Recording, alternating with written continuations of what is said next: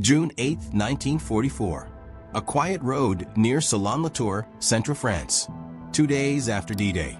While Allied forces push forward on the beaches of Normandy, a young woman pedals her bicycle straight into a German roadblock.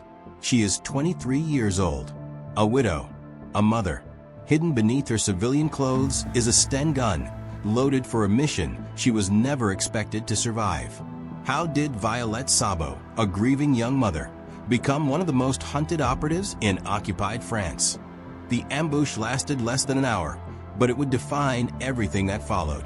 On that June afternoon, near the village of Salon-la-Tour, German troops suddenly closed the road ahead. Violette did not turn back. She did not hesitate. She opened fire. With a Sten gun pressed against her shoulder, she held off trained soldiers long enough for her companion to escape into the trees. The weapon jammed.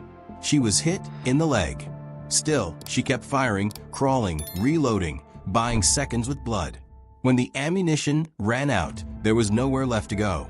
She was captured alive. What makes this moment unbearable is not the firefight itself, but what it represents. This was not her first mission. She had already been warned. France after D-Day was no longer forgiving. The Gestapo was waiting. Radio networks were collapsing. Arrests were daily.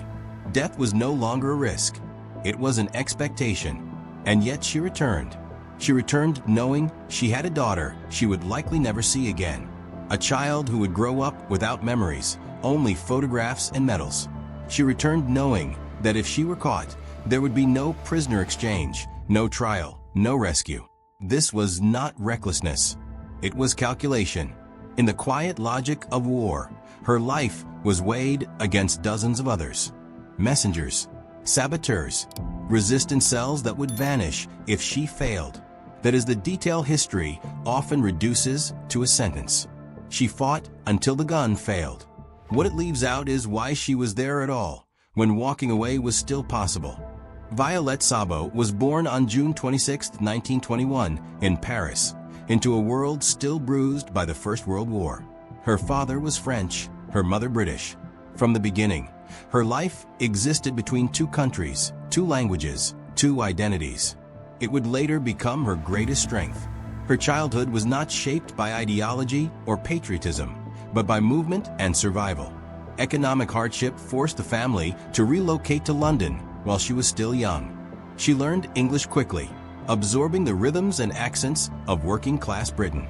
By her teenage years, she spoke French and English fluently, without hesitation or trace of strain. At the time, it meant little. In war, it would mean everything. She left school early, like many girls of her generation. There was no long academic future waiting for her, no path toward leadership or command. She worked ordinary jobs, shops, offices, places where faces blurred and names were easily forgotten. She was not being prepared for history. She was being prepared for adulthood, quietly, anonymously. In 1940, France fell. Paris collapsed under German occupation. The news crossed the channel quickly, bringing with it confusion, fear, and a deep sense of betrayal.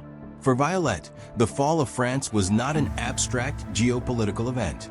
It was personal. Her homeland was no longer hers. Her language became dangerous. Her accent suspicious. It was during this period that she met Etienne Szabo, a soldier in the French Foreign Legion. Their relationship was brief, intense, shaped by the knowledge that time was limited. They married in 1940. Within months, he was gone again, sent back into the machinery of war. In October 1942, Etienne was killed in action during the Battle of El Alamein. The news reached Violette while she was pregnant. She was 21 years old, a widow, alone in a country that was not fully hers, carrying a child who would never know her father. There was no cinematic farewell, no final letter, just a telegram folded and refolded until the words lost their sharpness but never their weight. Their daughter, Tanya, was born soon after. For most people, this would have been the end of the story. A young widow raising a child in wartime Britain, surviving on ration cards and memory. That was the role available to her. That was the role expected. But grief does not always retreat inward. Sometimes it hardens. By 1943, Britain was no longer simply defending itself. It was preparing to strike back, and the war had created a problem that conventional armies could not solve. Occupied Europe required invisibility, language, cultural instinct, people who could disappear into streets, cafes, train stations, and never look out of place. This was the moment when Violette's ordinary past became valuable. Her bilingual fluency, her French childhood, her ability to blend into civilian life without raising suspicion. None of it had been planned. None of it had been trained. But all of it was noticed. When she was approached by recruiters from the Special Operations Executive, there was no dramatic speech about glory or revenge. The offer was clinical, dangerous, temporary. She would be trained. She would be deployed. She would not be guaranteed survival. She did not accept immediately. At home, there was a baby who needed feeding, a future that could still be claimed, a life that, while diminished, was not yet destroyed. But Europe was burning, and Violette understood something many did not. Neutrality was no longer a position. It was a delay. She chose to enter the war not because she was fearless, but because she was already living with loss. The war had taken her husband. It had taken her country. What remained was a decision about what that loss would mean. By the time she formally joined the SOE, she was not seeking heroism. She was offering herself as a tool. And tools in wartime are not expected to survive. The Special Operations Executive did not recruit heroes. It recruited liabilities willing to become invisible. When Violette entered SOE training in late 1943, there were no banners, no ceremonies, no promises of recognition. Her name was reduced to a file. Her past was examined only for usefulness. Languages, accent, psychological resilience, capacity for obedience under stress. The instructors noted her calm under pressure, her refusal to panic, her ability to follow orders precisely, then improvise when those orders collapsed. She learned to shoot quickly, without flourish, to kill without warning, to sabotage rail lines, bridges, and communications with tools that fit inside a handbag. She learned to jump from aircraft at night. She learned how to disappear. But the reports also noted something else. She was not emotionally detached. She asked questions. She wanted to understand consequences. She did not display the cold abstraction that some operatives developed as a defense. Instead, she carried everything with her quietly. This made her dangerous and vulnerable. Training was designed to break hesitation, to replace instinct with protocol. Yet for Violette, the central conflict could not be trained away. Every skill she acquired was a skill she might never return from using. Every successful exercise moved her further from the life she still technically possessed. At night, after drills ended, she returned to a room where her daughter did not exist. No crib, no crying, no proof of motherhood. The separation was intentional. Operatives with attachments were considered compromised. Emotional distance increased survivability, or so the theory went. In practice, attachment created a different kind of resolve. By early 1944, Violette was cleared for deployment. Her handlers debated her readiness. Some argued she was too young. Others questioned the wisdom of sending a mother into occupied France. The counterargument was simple. She was one of the best candidates they had. The war was accelerating. Losses were mounting. Radio networks in France were being dismantled faster than they could be rebuilt. The coming invasion would require coordination on a scale unseen before. And coordination required couriers who could move without attracting attention. She was given her first mission: insertion by parachute into occupied France. Contact local resistance cells. Repair broken lines of communication. Identify collaborators. Assess damage. Then return. It was not a combat mission. Not officially. She completed it successfully. She moved through villages and cities using forged papers and borrowed identities. She listened more than she spoke. She learned which houses were safe, which streets were watched, which names could no longer be trusted. When she returned to Britain, her reports were concise and unsentimental. No dramatics. No embellishment. She had proven herself. That should have been enough. But war does not reward adequacy. It consumes competence. By June 1944, Allied planners were preparing for the largest amphibious invasion in history. They knew what would follow. Germany would flood occupied France with troops. Gestapo activity would intensify. Resistance networks would be hunted relentlessly. They needed experienced agents already familiar with the terrain. Agents who could move quickly before the net closed. Violette was asked to go back. This time, the mission parameters were different. The margin for error had vanished. Extraction was unlikely. Capture was probable.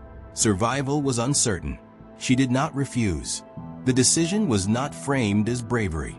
It was framed as necessity. She understood that if she declined, someone else would go. Someone less prepared. Someone who might compromise an entire network under pressure. The file was marked approved.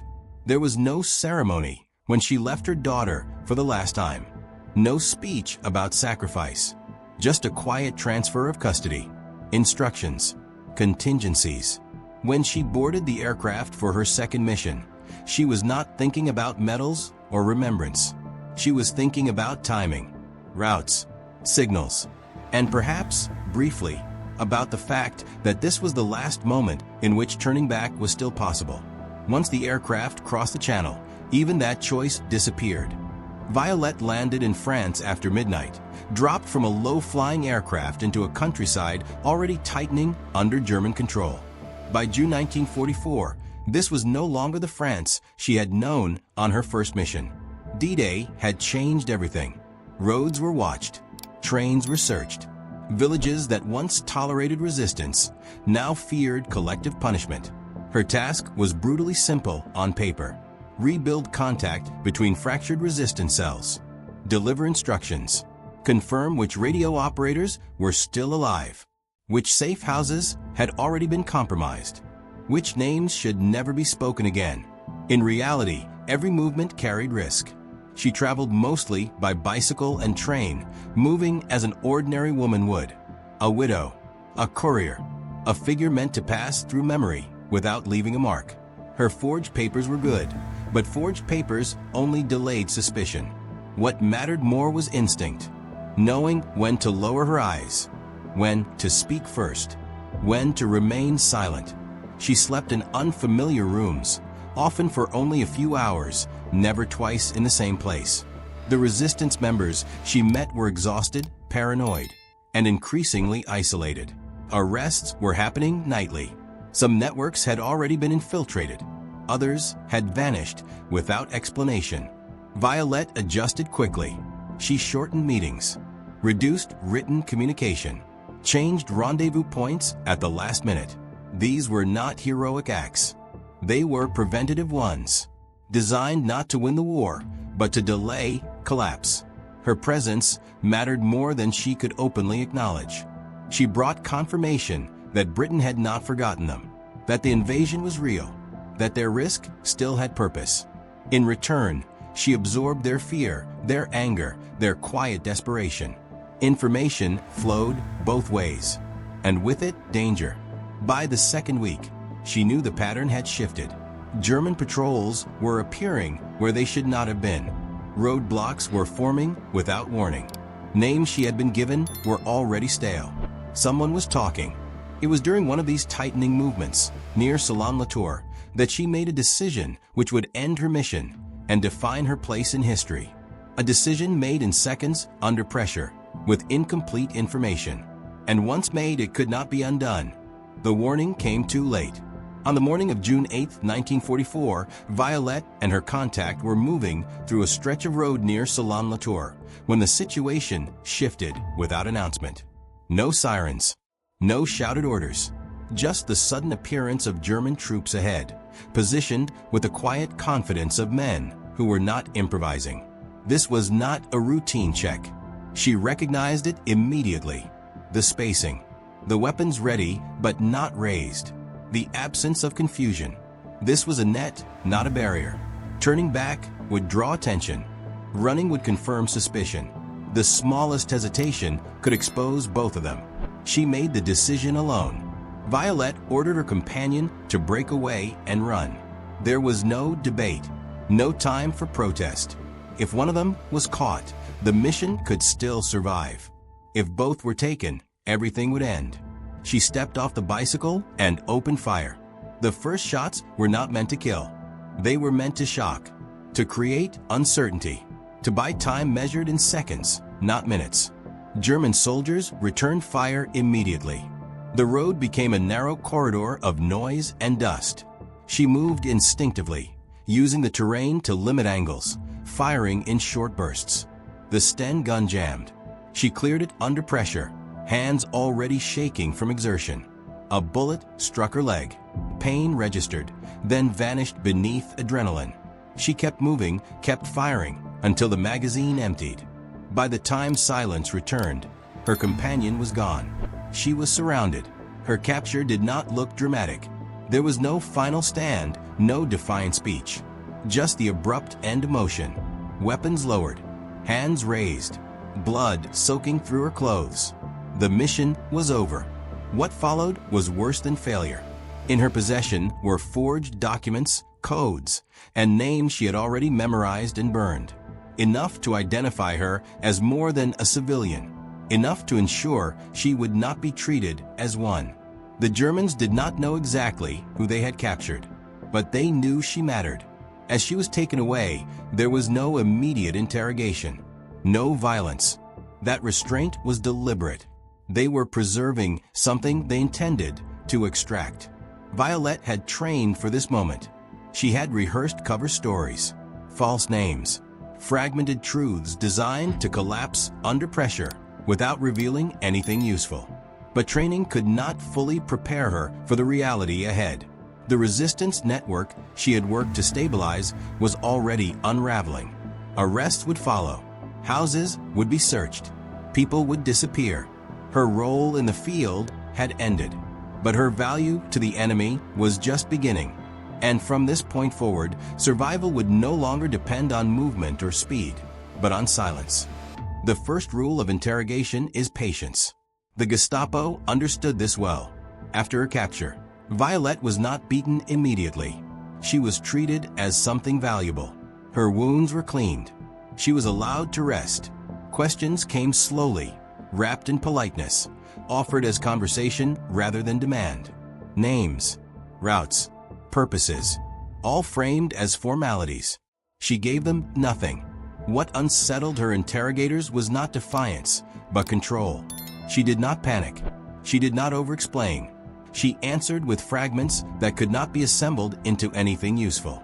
A civilian identity. A story designed to fail safely. Every response calculated to collapse under scrutiny without exposing anyone else. When persuasion failed, pressure replaced it. She was transferred to Paris. Isolated. Questioned again, this time with fewer pauses and less civility. Sleep was restricted. Time blurred. Days lost meaning. The goal was not immediate confession, but erosion. To make resistance feel pointless. Still, she did not break. Her silence forced escalation. Physical violence followed. Not theatrical, not explosive, but methodical. Pain used as instruction. Each session calibrated to leave her functional enough to continue. She learned quickly that endurance mattered more than bravery. That survival now depended on choosing which truths could be destroyed without consequence. At no point did she attempt escape. This was not resignation. It was assessment. The odds were absolute. Guards were trained. Doors were reinforced. Any failed attempt would lead not only to her death, but to intensified pressure on others already at risk. Eventually, she was classified not as a detainee, but as an enemy operative. That designation removed all remaining protections. In August 1944, as Allied forces moved closer to Paris, she was transported to Germany. There was no trial, no documentation meant to preserve her existence. Just a transfer order and a destination written in code. Ravensbrück. The camp was not designed for interrogation. It was designed for disappearance. Women were reduced to numbers, identity stripped, time compressed into labor, hunger, and exhaustion. Survival depended less on strength than on randomness. For Violette, there were no more questions to answer, only endurance. She worked when ordered. She observed when possible. She conserved energy without hope of rescue. The war outside the fences was turning. Germany was losing ground. Liberation was approaching. Inside the camp, none of that mattered. Witnesses later recalled her composure, her refusal to plead, her quiet insistence on dignity even when dignity had no value. She did not speak of her missions. She did not speak of her child. She did not speak of the future. By January 1945, the camp was overwhelmed. Resources were scarce. Evacuation was imminent. And with evacuation came a final decision about prisoners deemed too dangerous to release. The order did not require explanation. She was taken from the barracks early in the morning. There were no final words recorded. No witnesses allowed to linger. The execution was efficient, administrative, designed to leave nothing behind but absence. She was 23 years old.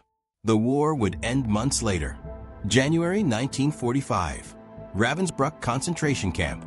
Winter had tightened its grip, turning the ground hard and unyielding. By this point, the war's outcome was no longer in doubt. German forces were retreating on every front. Liberation was approaching. But inside the camp, time moved according to a different logic. Dangerous prisoners were a liability. Those with intelligence value, those who could testify, those whose survival might complicate the narrative after defeat, were removed quietly. There was no urgency in the act, only procedure.